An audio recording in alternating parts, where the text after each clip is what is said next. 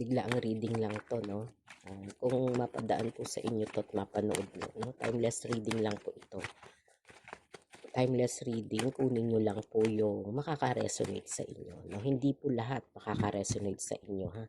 Kunin nyo lang yung pwedeng makaresonate sa inyo, no? Tignan natin kung ano yung mensahe sa inyo, no? Ng universe. At ito'y gawing gabay lang, ha? Huwag nyo masyadong seryosohin, no? Kung tatama naman sa inyo, no? At makukuha natin, eh, salamat, no? Pag hindi po, no, gusto nyo, punta kayo sa, sa Black Apps po, no? Lagi tayong naka-live doon. Pwede kayo magpa-private reading o magpa-reading po, no? Naaga lang akong nagising, kaya parang tinatawag po ako ng card, no? Kung kanino man ito tumama, no, salamat, ha?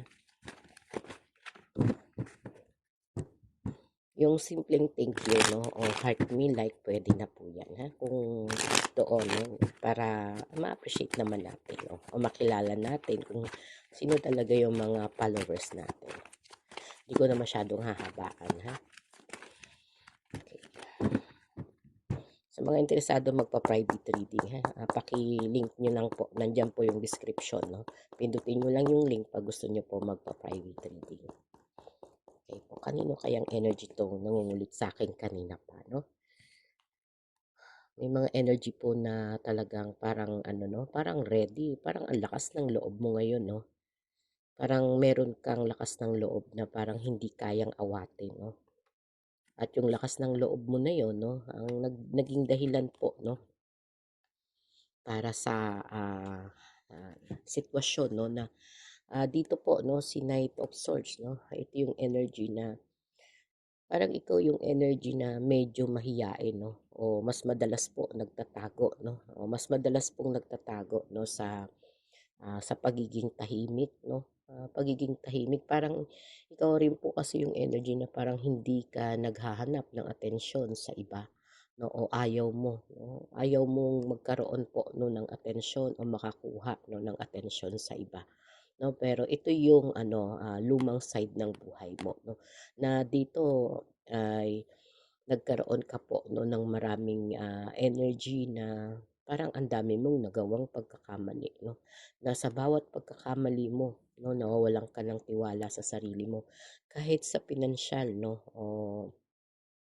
sa pinansyal, although meron ka naman talagang pera, kumbaga kaya mong mag-produce ng pinansyal, madiskarte ka, no, may likas kang karunungan, no, pero si Knight of Cups po, no, ang nagiging problema po sa iyo, no, ay yung pagiging magastos mo, o talagang sabihin na natin na waldas ka, no, nagiging waldas ka po, no, at pagdating naman din po sa pag-ibig, no, medyo nagiging mapaglaro ka, no, parang dito kasi sa energy nakukuha ko, no, ito yung nagbibigay po ng mga ano po, no, sagabal po sa buhay mo, no, yung pagiging waldas mo sa pinansyal, pagdating sa pag-ibig, no, wala kang siniseryoso, no, na ito yung energy na parang may galit ka ba sa mundo, ano ba ang nagiging sistema ng takbo ng isip mo, no, dahil dito po, no, marami pong nagbabantay sa iyo, no, maraming tao po na ijinads ka, no, sabihin na natin, no, na hindi mo naipakita o hindi mo maipakita yung sarili mo, no, kung sino ka, kaya parang napipilitan ka lang gumawa po, no, ng mga bagay na hindi naman talaga masaya para sa iyo, no. Kaya itong mga ginawa mo mula sa past, no, kung ang energy na nakukuha natin, no, yung pagkatao mo, no, hindi mo ipinapakita kung sino ka. Kumbaga nagtatago ka sa isang tao na parang malakas ang loob, no, mahina yung pagiging mabuti mo kaysa sa pagiging ano mo, no, mas nadadaig ka po ng mga problema, no, o mas nagiging mahina po yung dating mo, no, na dito sinasabi pa rin po, no, na marami ka rin kasing tao na talagang nasaktan, no, maging sa trabaho, no, maraming tao na hindi ka hinahangaan, no. Kumbaga itong energy nakukuha ko, no, ay takaw inggit ka, no, yung pagiging ikaw hindi mo mailabas kasi bawat kilos mo, no, parang laging may pumapansin sa'yo, merong mga taong pumupuna sa'yo, 'no? Pero sa totoo lang, may kakayahan ka naman kaya lang dahil nga dito sa mga taong lagi kang binabantayan bawat kilos mo, 'no, kaya parang nakakaramdam ka ng sobrang kapaguran, 'no? Kaya sa energy na 'to parang ka na lang 'no, kung saan ka, 'no, nakalagay 'no. Kumbaga kontento ka na kung ano yung meron sa'yo 'no. Ito yung lumang mindset po na nakukuha natin 'no, na talagang pinuno ka ni universe ng maraming problema 'no, hinanakit 'no, at mga failure po 'no, na pinagdaanan mo sa buhay. Pero lumalaban ka pa rin ha, kahit nag-iisa na lang 'no, yung pagkakataon na puwede kang lumaban 'no, bumabangon ka 'no.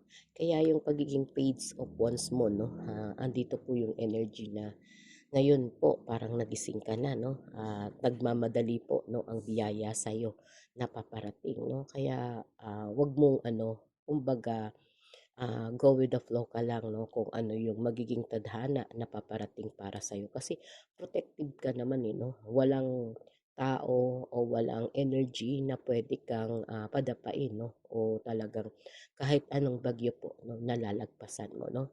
Kasi ikaw yung, person na talagang masasabi ko 'no, na matatag din po 'no, emotionally 'no, pero talagang hindi ka rin naman talaga, lumalayo po 'no, sa mga, tao na parang, ano sila 'no, pagdating po dito 'no, sa energy na 'to 'no. Kaya ang sinasabi sa'yo ni universe 'no, kung may goals ka sa buhay mo 'no, unti-untiin mo ha, at maging handa ka 'no sa papalapit kasi may new beginning ka po dito ha, na may darating po na mga sorpresa 'no para sa'yo, na kumapit ka lang 'no, na kung, dati 'no sa lumang buhay mo 'no ay hindi ka rin sinusuwerte sa isang, relationship 'no, dahil may new beginning po 'no na marang pumapabor po sa'yo 'no at mabilis po ito 'no na paparating ha. Kasi ngayon po, paparating po para sa'yo 'no, yung isang napakagandang, pagbabago po sa buhay mo 'no, maging sa sariling love life 'no, career 'no, at sa health din po 'no. Maraming swerte po 'no ang paparating sa'yo ha. At kung ikaw yung energy na talagang parang nakaramdam kagabi o kahapon po ng labis-labis na kapaguran 'no, ito na yung mga sign 'no para masabi mo na ang reading na ito'y para sa'yo ha. At kung hindi naman po, skip nyo na po ang video natin ha.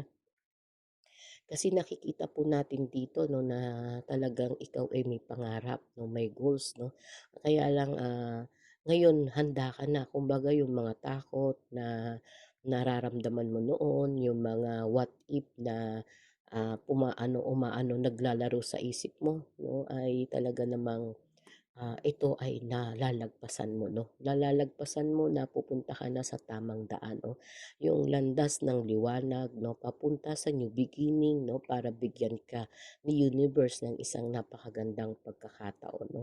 Kaya 'pag dumating ito o napanood mo 'tong video na 'to 'no, napakasuwerte mo 'no. Kaya saluhin mo 'no, kung ano man yung mga magagandang paparating para sa'yo, sa career man, sa love life 'no, at financially o spiritually 'no, at sa, mga goals mo sa buhay 'no, mga pangarap 'no. Kasi may darating na po 'no, na talagang kahit takasan mo 'no, mabilis po 'no, mabilis siyang paparating para sa iyo ha. Kaya magtiwala ka 'no, kung ano ang inumpisahan mo, kung ano po 'no, yung nakaraan 'no, yung toxic na pamumuhay 'no, yung lumang, sitwasyon ng buhay mo, kalimutan mo na 'yan ha. Maging handa ka na harapin po yung bago 'no, at magpakatatag ka po 'no.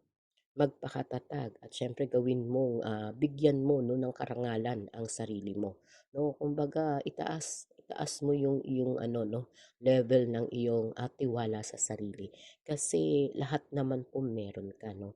Yun nga sinasabi ko sa'yo 'no, 'wag mo nang balikan 'no yung mga, energy na nagbibigay sa'yo ng dahilan 'no, para malugmok ka 'no sa kalungkutan, malugmok ka sa mga problema na parang kaibigan 'no. Kasi eto na 'no, marami ka ng ano, marami na pong, pangyayari sa buhay mo 'no, na nagbigay po 'no ng problema 'no. Kaya dito No, 'pag tinignan natin 'no, sa sobrang katutulong mo po 'no, sa mga tao, katutulong po sa pamilya, katutulong po sa kaibigan 'no, na parang halos ipamigay mo na lang yung pinaghihirapan mo.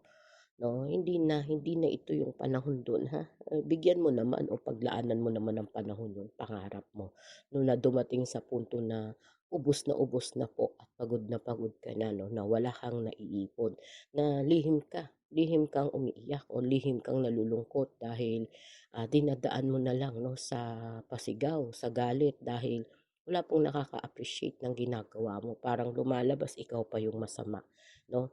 Ikaw pa 'no, instead na makita nila o ma-realize nila o ma-appreciate nila po yung ginagawa mo 'no, parang ngayon kahit na, meron ka namang, mga naipundar 'no, parang hindi ka po gano'n kasaya 'no. Kasi meron tayong justice 'no, na dito hindi pumapabor para sa'yo 'no, kaya kahit may mga naipundar ka 'no, parang willing kang iwanan 'to 'no, willing kang talikuran dahil nga hindi ka naman gano'n kasaya.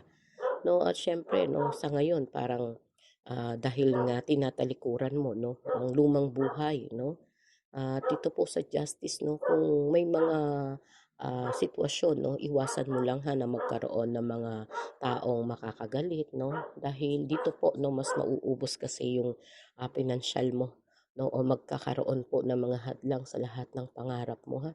Kaya dito po 'no, sabi ko nga sa inyo 'no, sa energy na nakukuha natin 'no, yung mga new beginning na 'to 'no, wag mong palalagpasin ha, kasi napakarami mo pong pinagdaanan na hindi pumabor para sa'yo 'no, ang tadhana 'no. Maraming iba rito na-scam, yung iba dito biglaang nawalan ng trabaho 'no, yung iba dito halos namatayan 'no.